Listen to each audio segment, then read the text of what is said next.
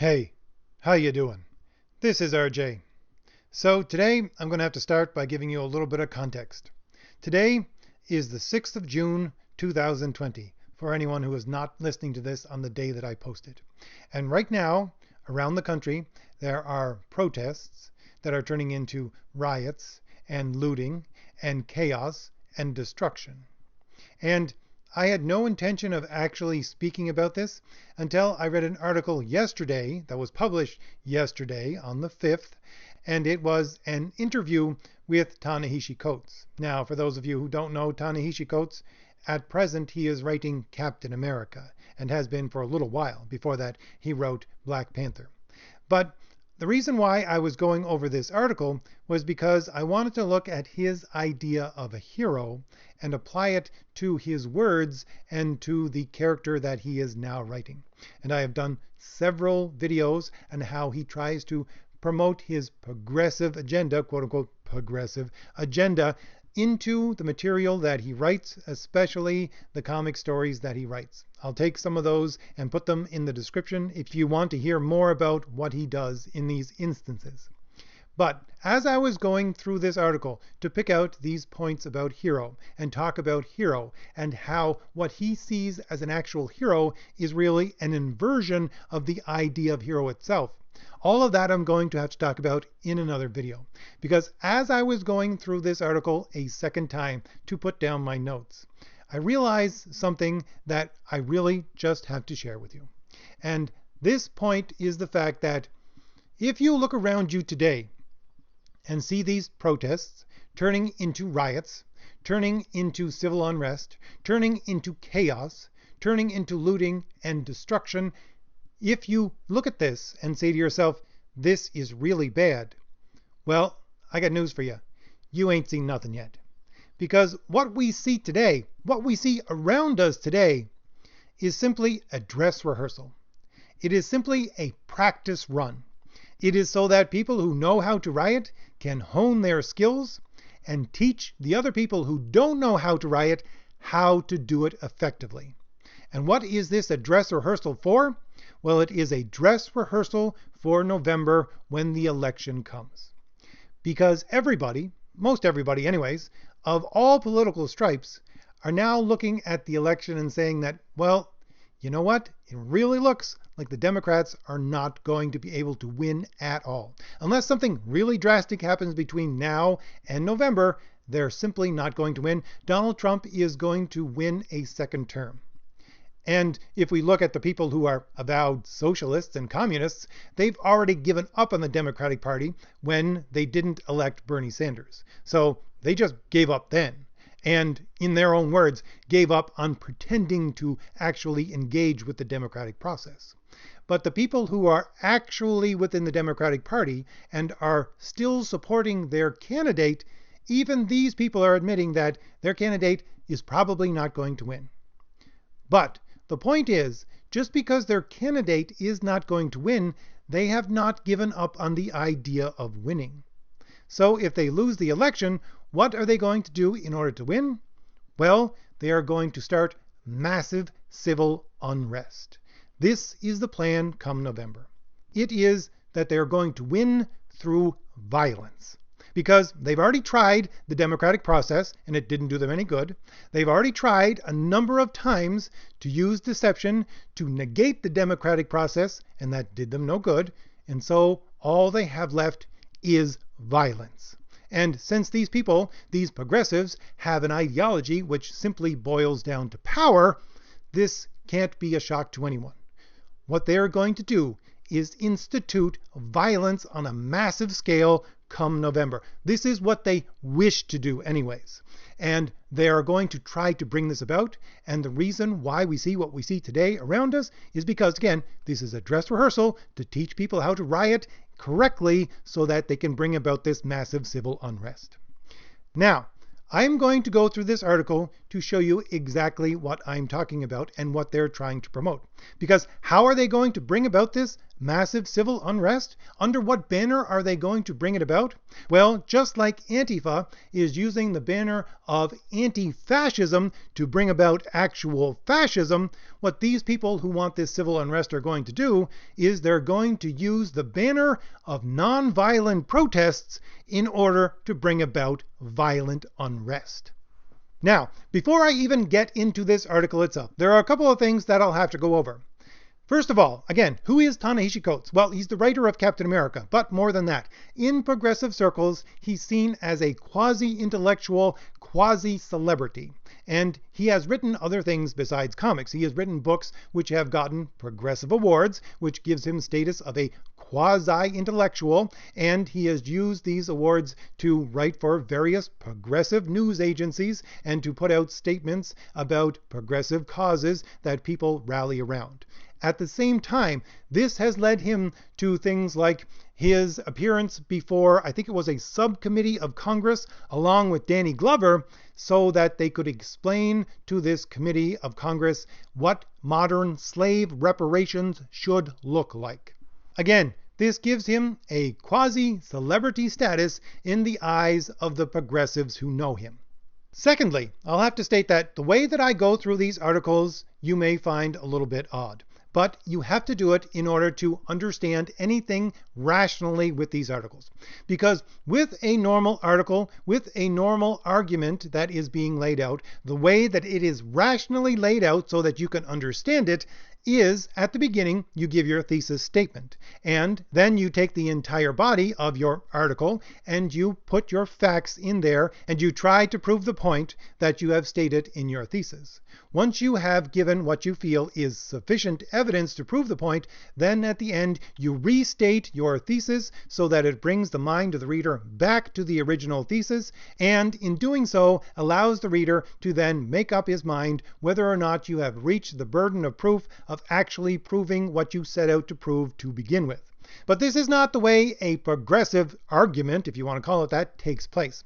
What a progressive article or argument actually does is it disguises itself as a conversation, trying to gain some legitimacy by looking like, let's say, a Socratic dialogue, which it is nothing of the kind. But that's what it tries to do. That's what it tries to disguise itself as. And as such, it begins in a meandering place that allows you to go back and forth. And over the course of their argument, what the people who are discussing these things do is they emotionally manipulate you towards one direction until you start to follow a path which becomes narrower and narrower through this emotional manipulation until you get to the exact point that they wish you to get to, which is acceptance through emotion of what they put down as their thesis, which they only put down at the end. So, in order to actually understand these things, again, in any kind of rational way, what you have to first do is read through the entire thing, and then there's the second step. You have to go through the darn thing backwards, understanding what their end point is, and seeing how they tried to bring it about. Which is why when I look at these articles, I always begin at the end, and I move backwards because I'm trying to explain it rationally. Thirdly, and briefly, what they try to use to emotionally manipulate you down this path and get you where they want you to go is not just emotion, but is also sophistry, which basically is the blending of truth with untruths in order to try to make an argument which is false look like it is true. They also ascribe to others what they themselves are doing and thus try to make themselves look like they would never do such a thing because they are opposed to the people who supposedly do this in a straw man way, I must say. Also, they use idealism. They say, wouldn't it be great if we could do this in the future? If we could build this utopia in the future? We are working towards this noble goal of something that has never been seen before. Therefore, we must be noble ourselves. Now, these are just a few of the tactics that they use, and I want you to keep those in mind as I read this. So, as I said, what these people are trying to do is to justify, or at the very least, excuse violent actions under the banner of nonviolence. And by the way, I'm putting the link for the article in the description. It is an article from Vox between him and Ezra Klein. So what he does constantly throughout this article is to bring everything back to Martin Luther King and 1968. And he keeps on saying we're in a better position than 1968. And he keeps on identifying the current movement with Martin Luther King and his nonviolence. Now, one of the things about Ta-Nehisi Coates is that he is blatantly anti-white. Let's put it that way. And one of the things about Ta-Nehisi Coates is that he sees both whiteness and blackness as a social construct. But of course, whiteness is something that is to be discouraged, and blackness is something that is to be encouraged. So let's begin with one of the end statements that he makes. They're talking about Joe Biden and how the Democratic Party actually has changed so much over the years. Now, Coates actually admits that he has said some bad things about Biden in the past. And he's looking at his past and saying that, well, the reason why you should vote for him now is because if you look at the past, you see that he's done bad things. Are you scratching your head on that one yet? So the argument is that he did bad things for the people of color, and I hate using that term, but that's what they use. He has done things to hurt the communities of persons of color in the past. Things like the crime bill, which he supported massively under Bill Clinton. This and things like it are what he has done in the past that have destroyed and hurt the communities of color. But since he did that in the past, but now he's in a position where he has to freely admit that he needs the black vote in order to win, that is to say that he's pandering to the black vote and the vote of the people of color, we can see how much he has changed, how much he has progressed from the time when he used to do those bad things, and therefore we can now trust him. So, he's talking about the Democratic and the Republican Party, and this is what he says. And I'm going to give you a lot of quotes from this article because it is important in understanding the mindset behind the ideas which he is pushing. So, Coates says, I was one of these people who felt that what would happen is the Republican Party would almost cynically make room for other people under the umbrella of whiteness, as this country has done at other moments in history. And that's not what has happened. On the contrary, under Trump, they've just doubled down on race and made it more clear that it is a white party. What that means is that a Democratic Party is very different. You just see what the Democratic Party is today. I mean, you have an old white guy who was basically dependent upon the black vote. That's a very different thing, even within a Democratic Party, than it would have been 25 years ago. So right off you can see his mindset, where he believes that this country is controlled by what he calls whiteness, and that even people of color can be white, can participate in whiteness, because they have done this, in his words, at other moments in history, because these institutions have allowed people of color into them only if they first change themselves by whiteness. And we'll see what that change looks like in a minute or two. But let's move on to the next quote. Ezra Klein asks him the following. He says, you have a line in Between the World and Me, which is Coates' book, where you say, the power of domination and exclusion is central to the belief in being white. He goes on to say, and as I reread that line last night, I couldn't help but think about the fact that domination is literally the word Trump is choosing to come back to and back to. He's using it in speeches, in his tweets. It describes what he just did in D.C. I think for him, the state is about domination. It's really different to imagine a state as enabling people to do things together rather than imposing order upon them. Now this little last point is key, but I'm going to have to put a pin in it, because in this article, both of them are trying to use this idea. They are moving towards a more just utopian-like society, and that's how they justify what they are trying to do. But let's move on to what they're saying here about whiteness and how it is dominating. Coates answers by saying the following. Society and a country and a nation have created a condition in African American communities, but the logic of respectability politics says that they are not responsible for it, that we are not responsible to each other or for each other. The people living in that community should do individual things. You do it. Pull up your pants. That will solve the problem.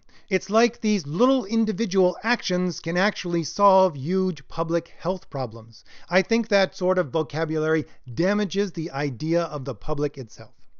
So what is Coates saying here? Well, he's saying that you have these white people and they're coming into African American communities and they're imposing their domination of whiteness upon them by telling them to be individually responsible for themselves. And that, in his mind, destroys the idea of community. Just a really quick aside here, this idea of community building that he's talking about goes right back to Saul Alinsky and his book, which is called The Rules for Radicals, and his community organization. Saul Alinsky, by the way, who was an avowed, not socialist, but an avowed communist, who was the mentor of Hillary Clinton, and who actually dedicated his book, Rules for Radicals, to what he calls the first radical, which was the devil. And I'm not here to push religious ideas on anybody. I want you all to make up your own minds. But at the very least, I think even if you don't believe in religion or God, it should be a red flag to anyone when someone dedicates their book to what is seen as the origin of evil. So again, back to what Coates is saying.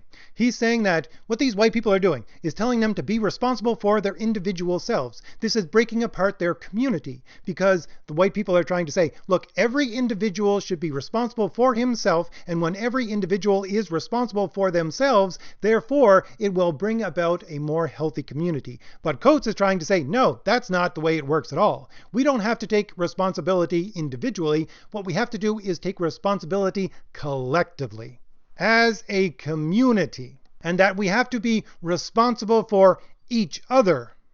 And while that seems like a nice notion when you think about it originally, if you look throughout history, the people who promote this idea begin with this idea and then say, well, I have control over your life, but no, you can't have any control over my life. I can be responsible for you and everything that you possess, but you can't have any responsibility over what I have. It is just a way for them to manipulate others into power for themselves. But the key thing, I think, to take out of that is the idea that he is actually saying that people in the colored community who are being told to take responsibility for themselves are actually being manipulated. And therefore, they shouldn't be doing this. They shouldn't be taking responsibility individually for themselves. Now, the way these two men talk about how to bring about this place where everybody is looking after everybody else is to promote the idea that everybody should have what they call a neighbor mindset. So everyone calls each other their neighbor, and therefore you can't treat someone bad who you view as your neighbor. They're no longer a stranger, they're a neighbor. They are someone who is intricately connected to you through this larger institution or even family mindset that they are my neighbor, therefore I can't do anything to harm them. This, by the way, is the destruction of the idea of justice, which I'll get into in my next video. But first of all, the idea of justice is the fact that you can't actually have an emotional connection with everyone. Why? Because you don't truly love someone who you don't know. You need to know them first in order to have an emotional connection with them. And since you can't have an emotional connection with people you don't know, therefore you can't actually base everything upon this idea of acting like a family. Therefore, you have to fall back upon the idea of justice. The idea of justice is, I don't know you. I don't know anything about you. You're not part of my family. I have no connection with you whatsoever. But still, I recognize a higher principle whereby some things are your due, and I will recognize that no matter whether I have an emotional connection with you or not.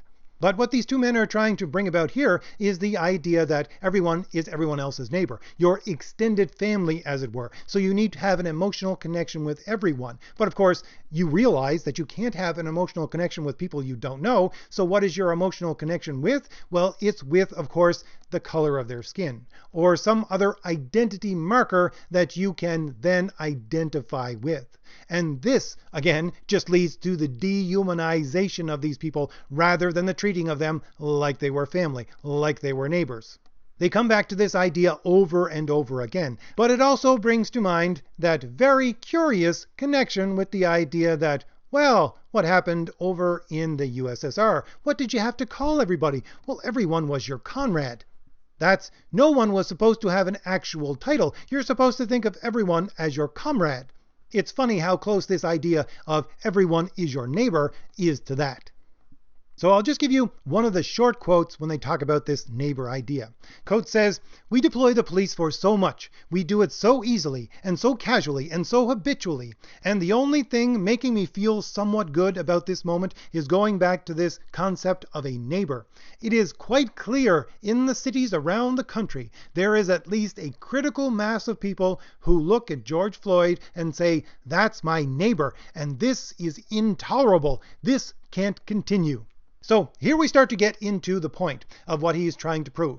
He is trying to identify the police and, by extension, the idea of justice with injustice. How? By making people have a so-called emotional connection with someone that they don't know. If they have this emotional connection, justice will not be enough. Because if you're looking at this and saying, "I don't know the man, he is not my neighbor, but for him, justice needs to be served," then when justice is served, that should be enough.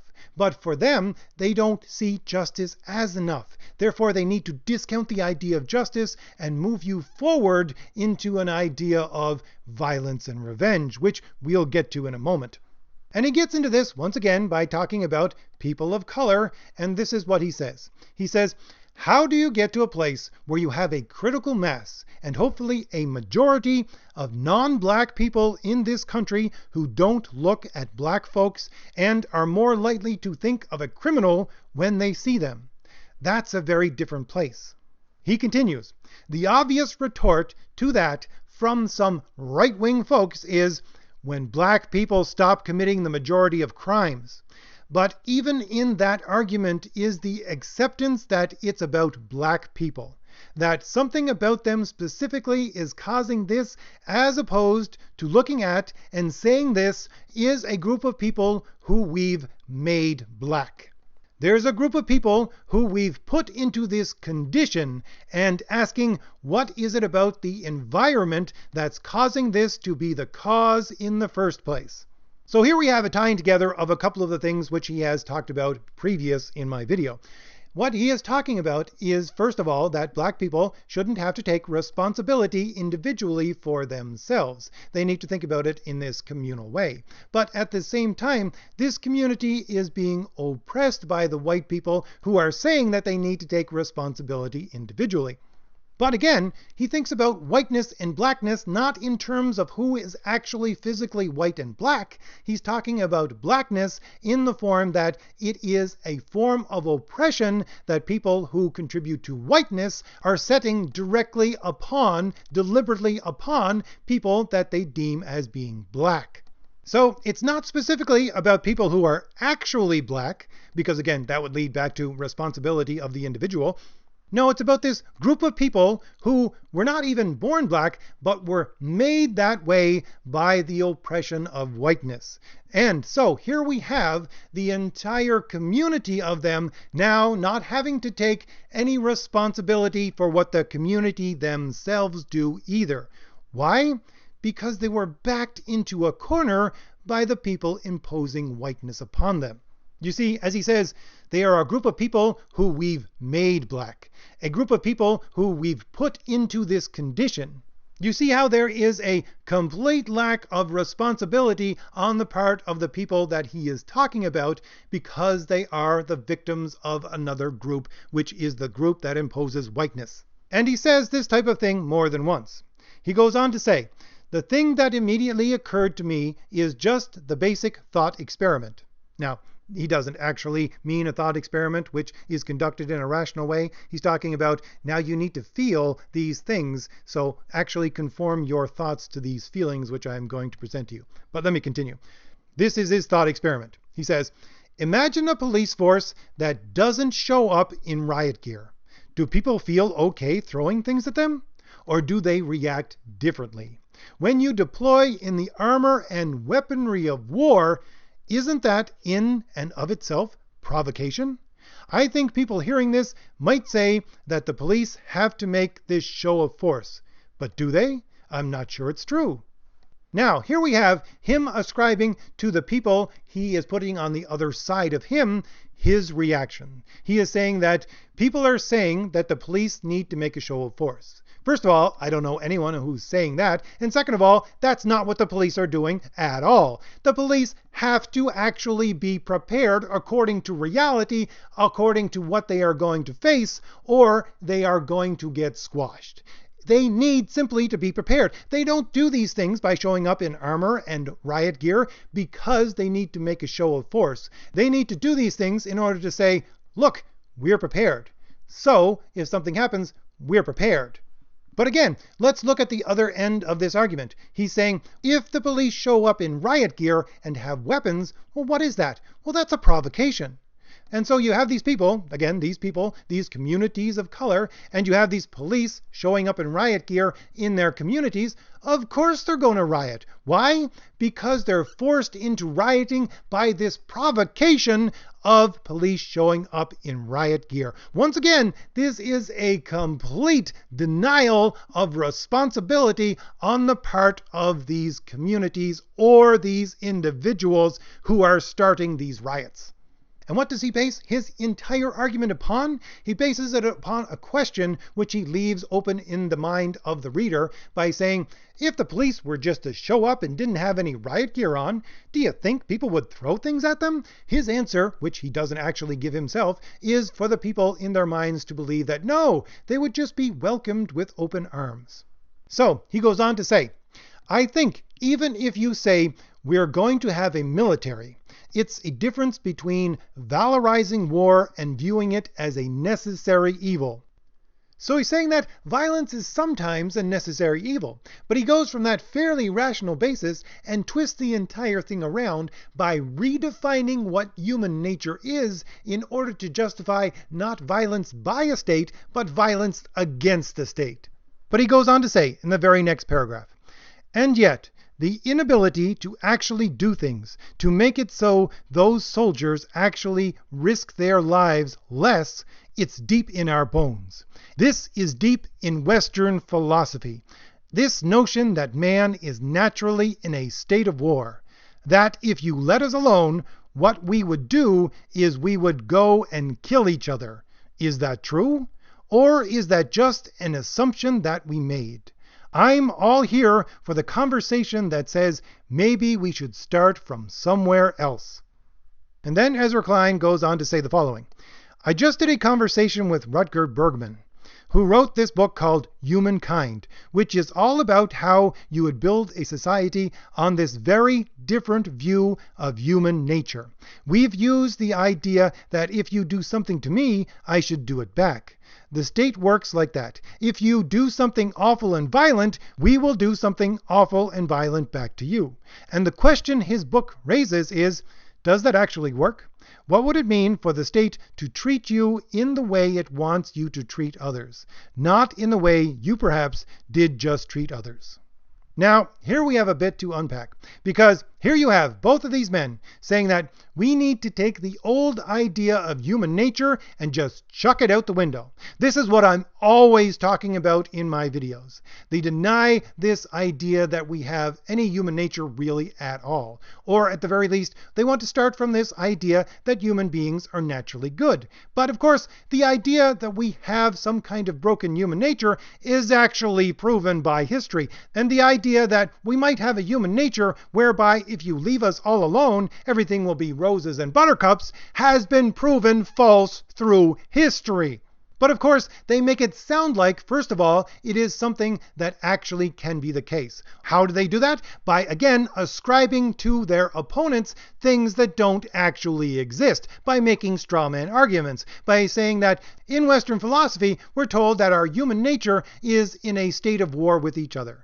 No, this is not what Western philosophy says. This, if anything, is what political ideology has said for the last couple of 100 years, but it's not what Western philosophy says. Western philosophy would say that yes, we have a broken human nature and it leads to bad things if left unchecked. That's what Western philosophy says. But if you look at people from Hobbes to Nietzsche, then you'll get into this constant state of war. But of course, these people from Hobbes to Nietzsche, what was the kind of ideology that they themselves were trying to promote? Well, I would call these people proto-progressives, if not progressives themselves. And Ezra Klein also makes the literal statement that the state works like that. If you do something awful and violent, we will do something awful and violent back to you. That's not the way a state works in the Western world. What the state tries to do is to use the appropriate measures in order to stop people who are being violent and do that in a way which prohibits them from being violent and therefore impeding the rights of others. It's not saying tit for tat. It's not saying an eye for an eye. We got rid of that a long time ago. Okay, I'm going a little bit off track here, so let me get back on. What they're trying to say, again, is to use this pie-in-the-sky attitude, is to say we can build a utopia in the future. That's what we want to build, where everybody is going to be fine. Again, this is an anarchy mindset where you say, just leave me alone and everything will be fine. Well, if you leave an individual alone, maybe he will be fine. But if you take a group of individuals and put them in a state of anarchy, again, we have shown time and time again through our history that nothing good comes from that. But again, it of course comes back to the socialist, and dare I say it, communist mentality that, well, look, human nature is essentially good. This old idea of human nature needs to be chucked out completely. And we need to look towards this utopia that we can build because we know people can live in this utopia because they are essentially good. This is what they are trying to build in the minds of the people who are listening to this conversation. And they further build that in the mind of the listener by saying the following. Ezra Klein states, "One thing I've been thinking about is whether the question can be and should be turned around. Instead of nonviolence being the ethical demand of protesters, what if it was the ethical demand of the state? That seems more reasonable to me, at least as a goal. The core of nonviolence is that you will transform those you are in relationship with through your own willingness to suffer and forgive. You will forgive over and over and over again. You will always hold out the hope of growth and transformation, and you will accept enormous risk and pain to create space for it. There are many ways we could think about this in terms of the state. You could think about prison abolition. You could have police who don't have guns. If nonviolence is such a beautiful way of living, I think we should imagine that for the state. I think it's actually worth doing." And Coates replies to this statement, "I think that's exactly right." So again, what do we have here? We have these protesters and people saying to them, you need to be nonviolent. You have them exempted from the idea that they need to take responsibility for their own actions. It is flipped on its head so that they're demanding that not the protesters actually behave in a nonviolent way, but if anything, the state should act in a nonviolent way if they're themselves asking other people to act in a nonviolent way. They should give up their weapons. They should abolish prisons. They should get rid of cops and military and everyone else to begin with. And this, of course, will show forth the way to this utopia. This will pave the way for the nonviolent utopia that these people wish to build. Again, doesn't sound anything at all like your communist interim government, which is supposed to be there as a temporary measure in order to move you from the current system over to the utopian communist system now, is it? And here's where we get into the turning around of the idea of nonviolent protest. Ezra Klein continues by saying, "You have this discussion in Between the World and Me," which is Coates' book, about learning over and over again in school about the civil rights movement and nonviolence. And you have this line in that I've been thinking about for weeks. And he quotes the line from Coates' book, which says, "Why were they showing this to us? Why were only our heroes nonviolent? How could the schools valorize men and women whose value society actively scorned?" So what we have here is the beginning of the idea that the state is trying to impose upon the people of color the idea that their heroes were all nonviolent in order to control these people of color through the idea of nonviolence, while at the same time committing violence upon the people of color. And Coates responds by saying, "Even when I was writing Between the World and Me, and certainly more since then, I have come to believe in the deep moral case most effectively made by King for nonviolence, that you actually don't want to repeat what the people who are oppressing you are doing, that when you do violence to someone else, there is something corrupting about it. That's a very true thing. But it is often the very people who squelch nonviolent protest who then turn around and preach nonviolence." So, again, here you have Coates, and he's comparing himself with Martin Luther King, and saying that he sees all of the points that King has made about nonviolent protests, and how violence actually corrupts you if you act in a violent manner back towards the people who are, in his words, oppressing you. However, you'll notice that after he makes himself a companion of this saintly idea in the minds of the people who are reading this, then there is a but. And the but leaves the door wide open for him to completely disregard everything he has just said.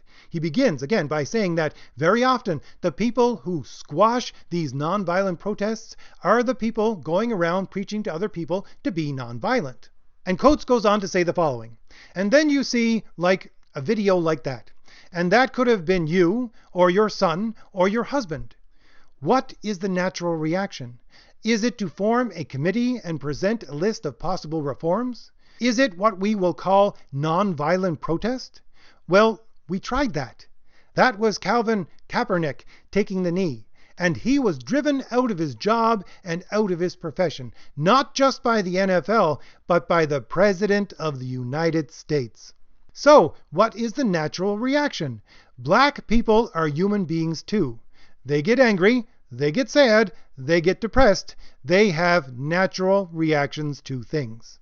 So, what he is saying here is the first bud of his argument. He's saying, of course, that we can't just rely on justice. Again, you have to think about it in terms of this could be you, this could be your child, this could be your husband, this could be a family relation. You'll see, family relation, again, is tied in here to destroy the notion that justice is enough. You have to move beyond this idea that justice has been served. And you do that through emotional connections. And when you allow yourself to do this, when you allow emotion to take over, rather than having the reaction that, okay, I got to put these emotions aside because I rationally understand that justice has been served, once you get rid of that idea and you allow the emotions to flow, then you have where his but leads you to.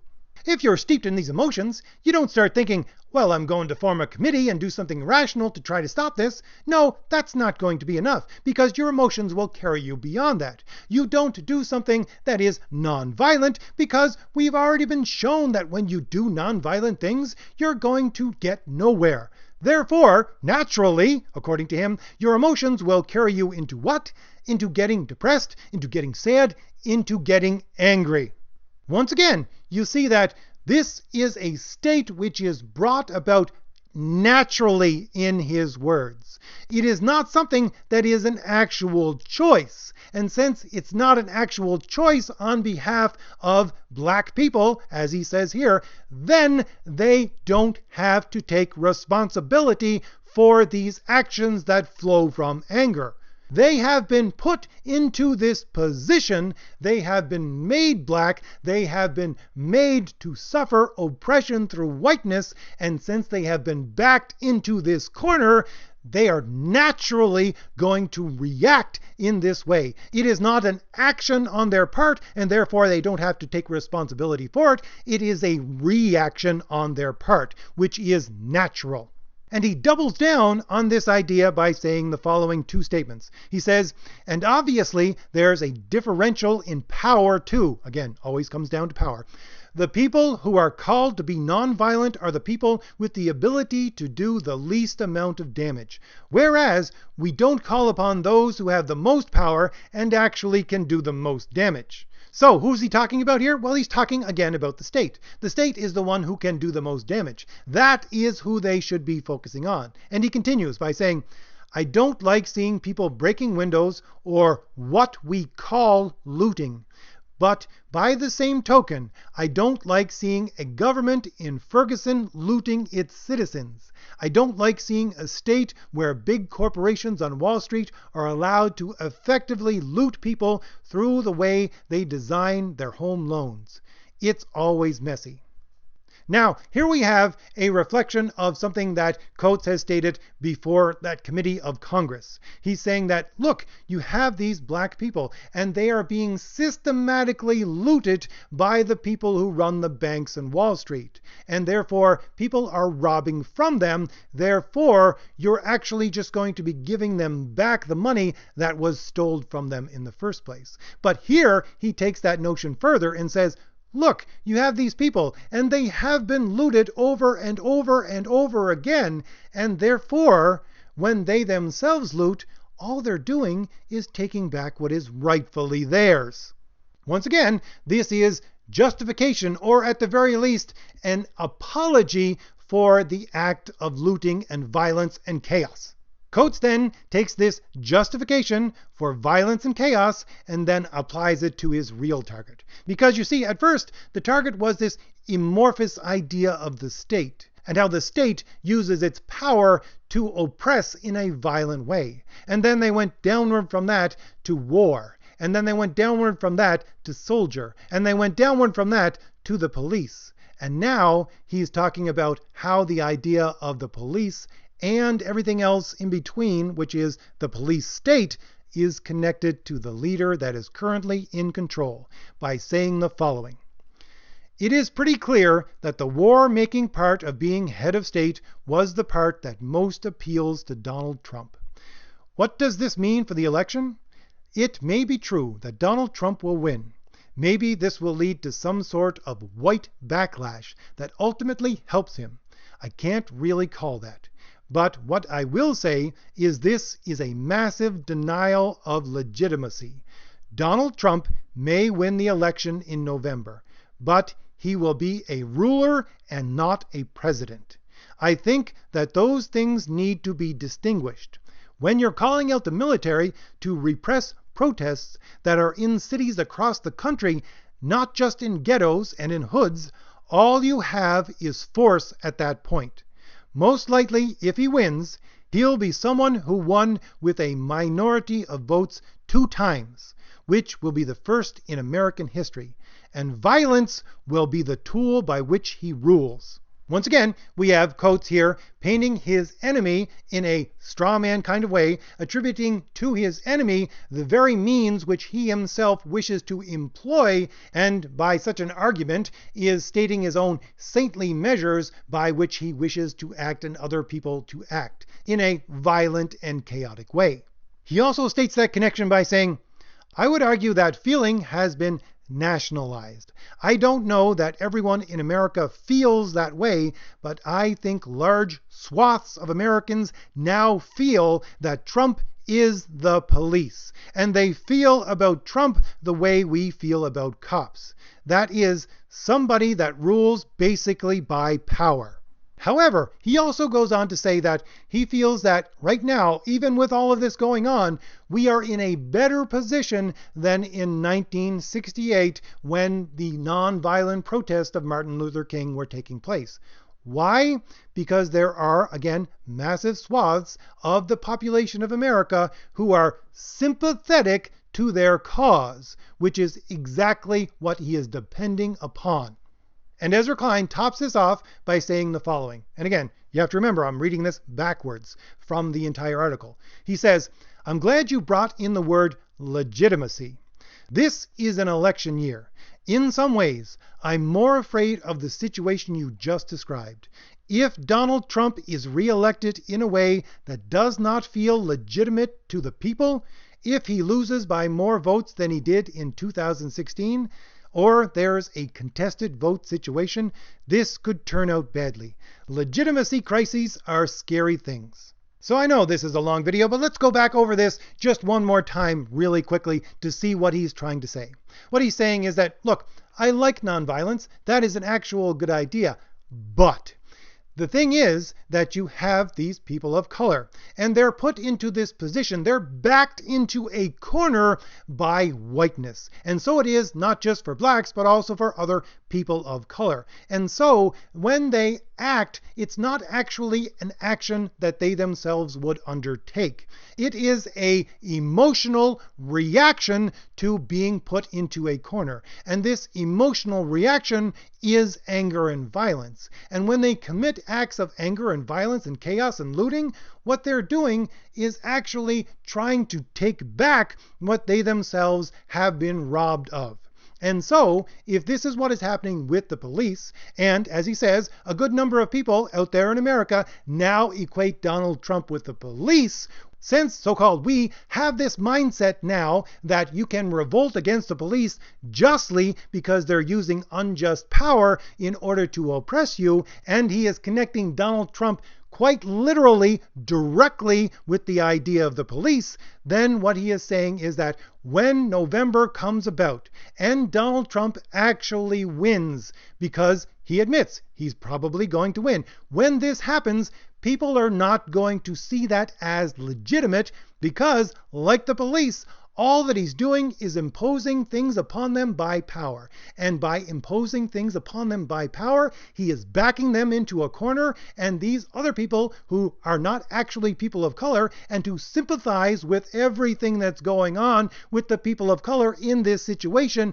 then need to do the exact same thing. They need to take up this cry of, I don't feel this is just. It's not whether this is just or not. It's I don't feel that this is just, and therefore I am being backed into a corner by this oppression, and I have a natural feeling reaction to attack and be angry at those people who are putting me into this position. And who is the avatar of the people that are oppressing them? Well, it is Donald Trump. And so what they are trying to do is to prepare everyone for the ability to riot when Donald Trump actually wins the election, to actually overthrow him, to actually overthrow a sitting United States president through violence and chaos. This is what you see around you today. This chaos that you see around you, not only in the country, but in the rest of the world in parts as well, it is their rallying cry. It is their preparation so that when they begin their violent overthrow of what they see as a non-legitimate president, it is going to be seen as justifiable. Hopefully, of course, this is all nonsense concocted in their own minds. However, in their own minds, they have already set November and the date of the election as the beginning of the revolution in America. So, after having said that, I'm not even going to give you my usual ending for my videos. I'm just going to say, I'll see you later. Bye.